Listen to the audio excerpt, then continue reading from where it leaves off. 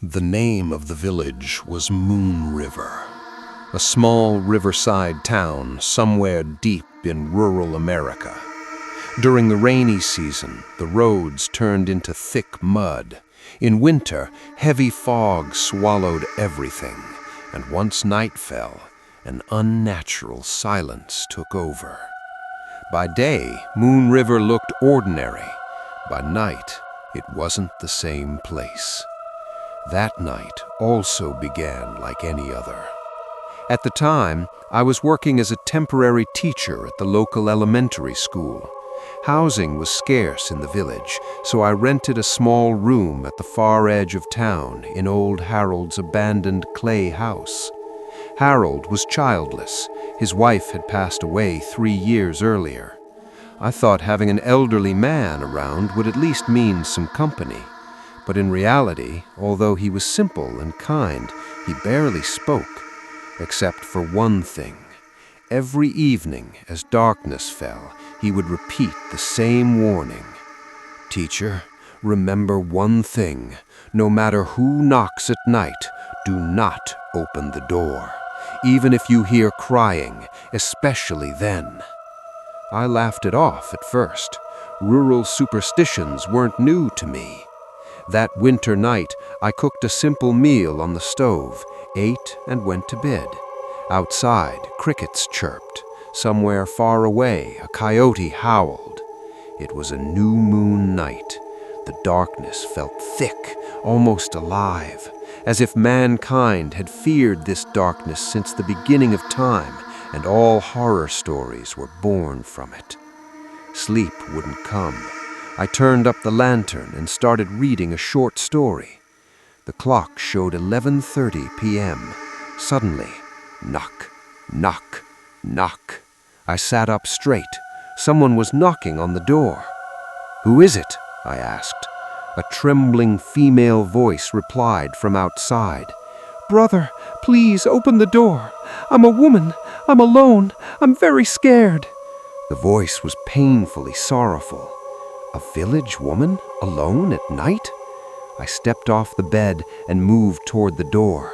Suddenly, from the next room, Harold's terrified voice shouted, "No! Don't open it! Don't make that mistake!" I froze. The voice outside pleaded again. "Brother, I lost my way. Please, just open the door once." Harold rushed into my room, shaking. "You were about to bring death inside. I warned you, didn't I? You city people never listen." I whispered back, "But Harold, if she isn't human, how is she talking? What if she's really helpless?" Harold peered through a crack in the door and whispered, "That voice, I heard that same crying 3 years ago." My chest tightened. Before I could ask, scratching sounds echoed. Scratch, scratch, scratch. Fingernails on wood. "Brother, please, I'm freezing!" Harold shouted. "Go away! Leave this place, you evil thing!" The crying slowly faded, but before disappearing, a whisper floated back. "Harold, you recognize me, don't you?" My body went numb. Harold screamed, "You're still here?" A heavy bang shook the door.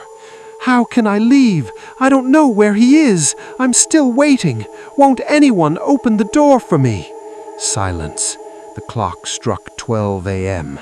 Then, tap, tap, tap, from the back window.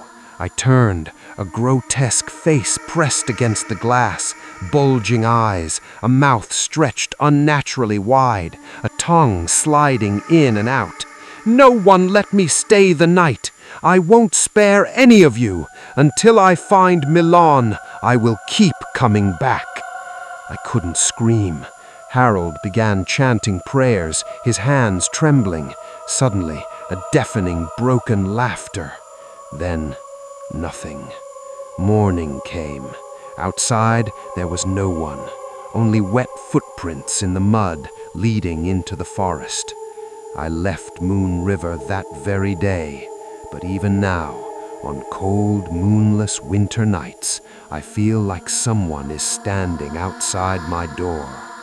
And I wonder if Harold hadn't been there that night. I might not be here today. The ghost night beside the railroad tracks. To reach the old Riverbend cremation ground, you have to walk nearly 2 miles along the railroad tracks from the Sealdale to North Harbor local line. The place sits beside the Mississippi River, far from the town. Even during the day, very few people come here. At night, the area becomes completely deserted. On both sides of the tracks, thick bushes and old twisted trees block the moonlight, making the darkness heavier, almost suffocating.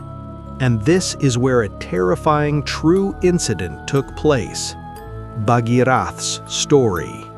Bhagirath worked as a railway maintenance worker. His duty was to inspect the tracks between North Harbor and Maple Junction, check signals, and walk the entire stretch at night with a flashlight. Most of his shifts ran from 10 p.m. to 5 a.m. After the last local train passed around 1 a.m., the tracks would fall into an unnatural silence. Bhagirath wasn't superstitious at all. In fact, he openly mocked ghost stories whenever co-workers brought them up, until one night changed him forever. That terrifying night. It was the night after a full moon. The sky was cloudy, no stars, no moonlight. At around 1:30 a.m., the last local had already passed Maple Junction.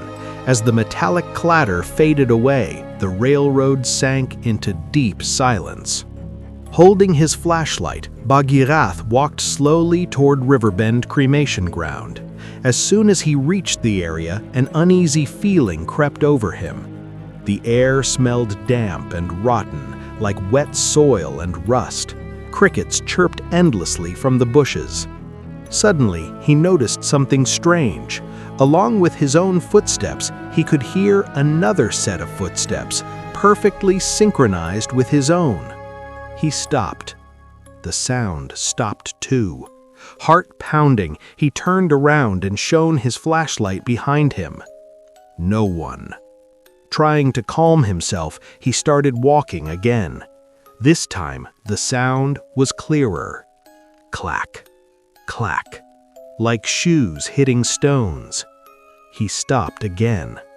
Silence. Fear crawled up his spine. Without looking back, he began walking faster. The shadow and the red light. As he passed the cremation ground, his eyes caught something near a large cottonwood tree beside the tracks. Under the tree stood a dark shadow facing the railway line. At first, he thought it might be a traveler, but the figure was unusually tall and completely still. He cleared his throat. "Who's there?" he called out. "Why are you standing by the tracks this late at night?" No response. The shadow didn't move. He raised his flashlight and aimed it directly at the figure. What he saw froze his breath. The shape had no clear body, more like a smoky silhouette, and in its hand, something was glowing. Not a lantern, not a candle, a small flickering red flame floating unnaturally in the air. At that moment, the silence broke. A soft crying sound echoed from underneath the tree. It didn't sound like an adult, it sounded like a child crying from far away, distorted, hollow, wrong. Bhagirath understood then. This was not human. The chase. He ran, straight down the tracks, blindly, his only goal reaching the station master's cabin. As he ran, the clack, clack grew louder, closer. He could hear whispering behind him, cold, indistinct. Suddenly, his foot slipped on the gravel. He fell hard. The flashlight flew from his hand, plunging everything into darkness. Paralyzed with terror, he couldn't get up. Then, footsteps, right beside his ear, and the crying now unbearably close. Trembling, he turned his head. He saw nothing. but an icy breath passed over his face, along with a stench. Old rust, rotten iron, death. Something knelt beside him. A whisper brushed his ear. "Help me find it. My lantern." Bagirath lost consciousness. The next morning, railway workers found him unconscious about a half-mile from the cremation ground. His flashlight was never found, but near the tracks by the cremation ground, they discovered broken glass from an old lantern. After regaining consciousness, Bagirath couldn't speak. He just trembled uncontrollably. When he finally told his story, the locals revealed an old legend. The truth behind the spirit. Many years ago, a poor railway porter lived near that stretch of track with his family. His young son would often walk the tracks late at night, carrying food to his father, holding a lantern. One foggy night, the boy was struck and killed by a passing train. His lantern was found crushed beside the tracks.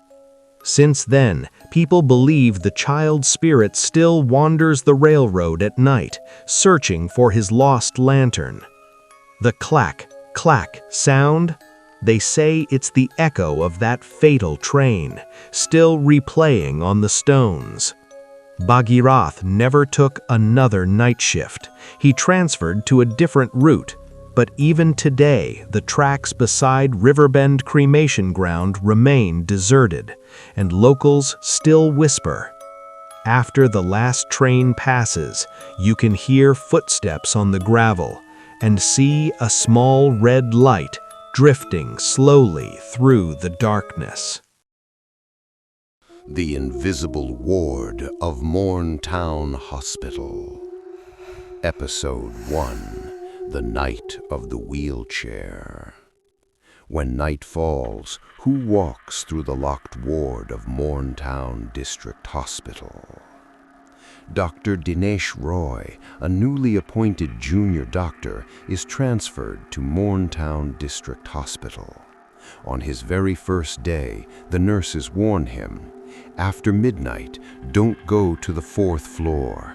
Ward 407 isn't right." Dinesh ignores it.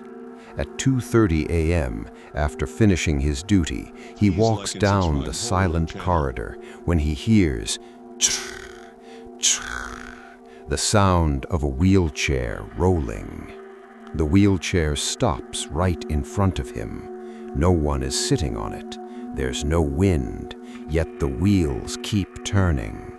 Then, slowly, the wheelchair turns around and begins moving toward the 4th floor, where Ward 407 has been locked for 10 years.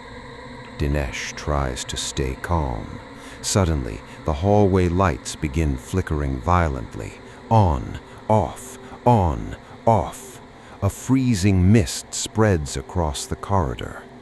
The next night, something worse happens. The hospital's main phone rings. Caller ID, Ward 407. Impossible. That ward is sealed. Even the power lines were cut. Dinesh answers. From the other end, a weak, gasping voice whispers, "Doctor, I can't breathe. Please save me." The line goes dead. Moments later, Dinesh notices something written on the dusty door of Ward 407. "Dr. Jana, you came too late." Is someone really asking for help, or is it something else? Episode 2. The File of the Dead Patient. Can a soul still wait for a doctor even after death? Dinesh starts searching for answers. The old hospital staff refuse to talk. Fear is written on their faces, but one truth slowly emerges. 10 years ago, Ward 407 was an isolation unit. Within a single year, over 20 patients died there. One name appears again and again. Name, Naina Sengupta. Age, 26. cause of death undetermined. People whisper that during her final moments, she cried endlessly, waiting for a doctor. No one came. That night, when Dinesh goes to the 4th floor, the locked door opens by itself. Dim light, heavy silence. Inside stands the shadow of a young woman wearing an old hospital gown. The shadow speaks. "You came too late, doctor." Dinesh gathers courage. "Are you Naina?" The shadow nods. "No one helped me. My death was hidden. Find my file. Reveal the truth. Only then will I be free." The shadow fades away. The next day, in the records room, Dinesh finds a missing file. Inside is a horrifying truth. The oxygen cylinder was never replaced. Naina died due to medical negligence, and the doctor on duty that night was Dr. Arindam Jana, Dinesh's own father. Is someone really asking for help, or is it something else? Episode 3, The Night of Release. Can a hidden crime ever allow peace even after death? Late at night, the lights on the 4th floor suddenly turn on. The locked door of Ward 407 is already open, as if someone is calling him inside. Holding the file, Dinesh enters. The ward is filled with fog. Suddenly, all the lights turn on. The ward looks exactly like it did 10 years ago. Patients on beds, monitors beeping, nurses running, a time loop. From the mist, Naina appears again. Her eyes still carry pain, but now calm. "You found the truth, but it must be revealed to everyone. I need justice." Dinesh presents the evidence to hospital authorities. The negligence is officially exposed. Staff involved in hiding the incident are dismissed. The case becomes public. The next day, no sounds from the 4th floor, no moving wheelchair, no freezing mist in the corridor. That night, as Dinesh leaves the hospital, he hears a soft voice from the end of the hallway. "Thank you, doctor. I am free now." At that moment, the last light of the 4th floor turns off forever. When the pyre fire went out, on the far edge of the city, beside a slow-moving river, stood an old cremation ground. Even in daylight, the place felt unsettling. On a moonless night, it was terrifying. Harry Dome had worked there for over 20 years. Burning the dead was routine for him, like daily bread. But that night was different. The night of the pyre. It was around 2:30 a.m. The sky was covered with thick black clouds. Occasional flashes of lightning made the ancient banyan tree near the cremation ground look twisted and unnatural. The last funeral pyre was still burning fiercely. The mourners had rushed away before the cremation was fully complete. The weather was turning violent. Now, only Harry and the burning pyre remained. Harry lit a cigarette, staring into the flames. Suddenly, he noticed something strange. The fire's color. It was turning bluish. He shook his head. Just my imagination, he thought. Then, crack, creak. The wooden logs on the pyre shifted. Harry assumed the bindings had loosened. Grabbing a bamboo pole, he stepped closer to adjust the wood. At that exact moment, a strong gust of wind swept through the cremation ground. The flames nearly died out, and in that smoke-filled darkness, something happened that froze Harry's blood. The body moved. shadows. The corpse, lying on the pyre, its hands and feet tightly bound, jerked violently, and then sat upright, perfectly straight, at a 90-degree angle. Harry's cigarette fell from his fingers. He couldn't move. He couldn't scream. The dead body slowly turned its head toward him. Its face was burned black by the fire, but the eyes were glowing. In a dry, mechanical, rasping voice, the corpse spoke. "Why didn't you untie me? I still have work left to do." Harry tried to step back. His legs wouldn't respond. The corpse began to climb down from the pyre, extending its charred hand toward him. Harry wanted to scream, but no sound came out. Only the whistling wind and the lapping of river waves filled the night. The morning after. At dawn, other workers arrived at the cremation ground. They found something disturbing. The pyre had not fully burned out. It was still smoldering, but there was no body on it. And beside the pyre lay Harry Dome unconscious. On his wrist were burn marks, as if someone or something had gripped him with terrifying force. When Harry regained consciousness, he kept muttering only one thing. "He's not dead. He went back. His work isn't finished." No one ever found the missing body, but even today, no one dares to stay alone at that cremation ground after dark.